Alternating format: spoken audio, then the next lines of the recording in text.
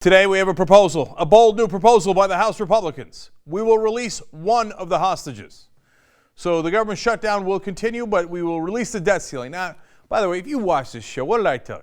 Shutdown, hey, corporations don't mind that, the rich don't mind that. That can go on forever. The debt ceiling, that's real. Wall Street has spoken. So the Republicans, did we say debt ceiling? Did we say we're holding hostage? We're going to let that hostage go. Now, but as part of that deal, you have to promise that we're going to talk about, entitlement reform, et cetera, as soon as we release one of those hostages. And Paul Ryan is saying to the president, as long as you agree to the principles I laid out in my Wall Street Journal editorial. Hey, Paul, I don't know if you know this, but you didn't win. You're not the vice president. You lost. In fact, you lost to the guy named Barack Obama. So what do you mean, like, as soon as you listen to my terms? Who the hell are you, man? You're the loser who couldn't beat the president. So don't tell me about your terms, okay? So anyway, they laid this thing out. All right, debt ceiling will lift it, but only for 6 weeks, and only if you agree that we need to cut Social Security, Medicare, and cut even more taxes for the rich. Oh, great. Well, thank you. What a bold proposal. John Boehner, take it away. But over the course of the last 10 days, we've been trying to have conversations with our Democrat colleagues.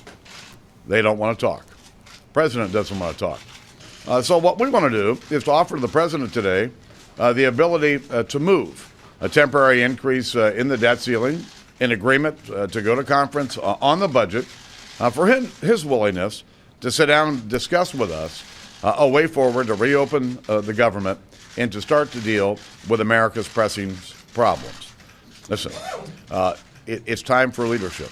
It's time for these negotiations and this conversation to begin.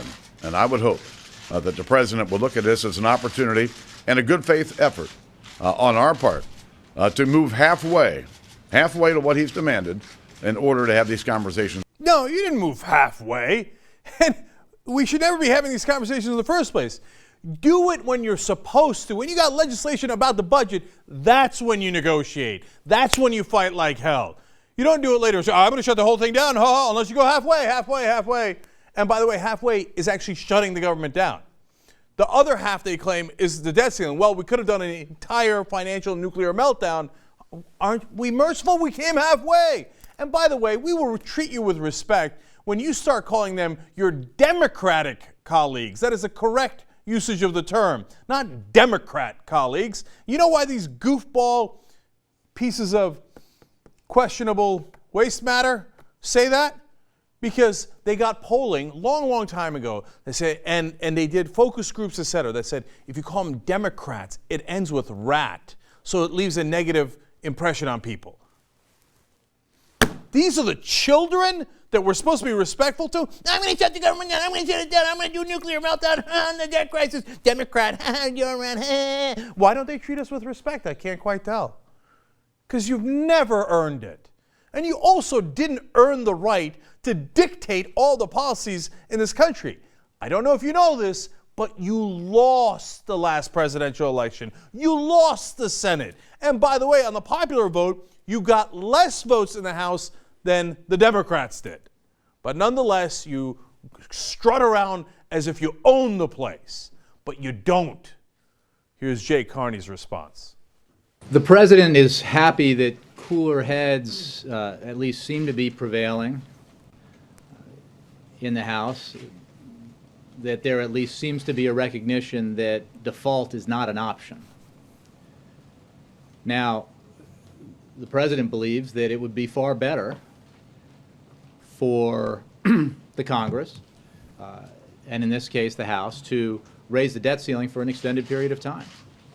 But it is certainly at least an encouraging sign that, based on today's statement by the Speaker, they're not listening to the debt limit and default deniers who seem to suggest, against all the accumulated wisdom of financial experts, that somehow it would be okay for the United States to enter territory it had never entered before. Now, look, I know you're not going to hear this anywhere else, and certainly not going to hear it on MSNBC, but Obama is complicit. Look, the extension, their offer, like as if they're magnanimous, is to release one of the hostages for just 6 weeks.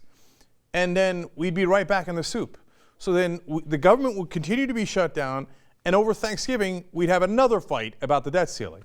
And the president is receptive to it. Senate Democrats are so sick of the president in negotiations that they were trying to get the much stronger Harry Reid to negotiate instead. When you're weaker than Harry Reid, you're in a pathetic state.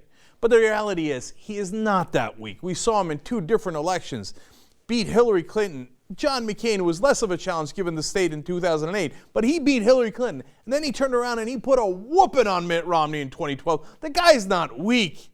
He just agrees with the Republicans. Why would you give them this out when it looks like they're getting crushed, they're getting hammered? I got stories later about poll numbers in Utah that look miserable for the guys who started this mess in the first place. Why does he let them off the hook? Because he wants the pressure of those 6 weeks. Oh my God, we better hurry up and make a deal. Come on, you want to do the grand bargain?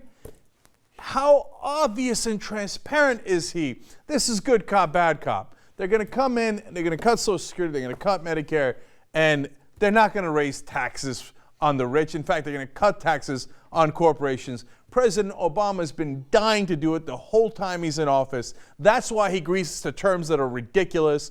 Oh, should we have another totally fake emergency and panic? Oh, golly gee, John Boehner, you twisted my arm. Okay, I guess we should. Senate Democrats are frustrated. Well, sad day for you. That's your president. He's not on your side. He's not a progressive. And he's going to be so proud when he cuts Social Security and Medicare. Wasn't I so wonderfully bipartisan? And Boehner is leaving, by the way. Boehner and Obama think that they're on their last term, so if they cut this deal, they will be historic figures. No, it's true. They will be historic if they cut Social Security. It will be the most unpopular move by politicians in a long, long time.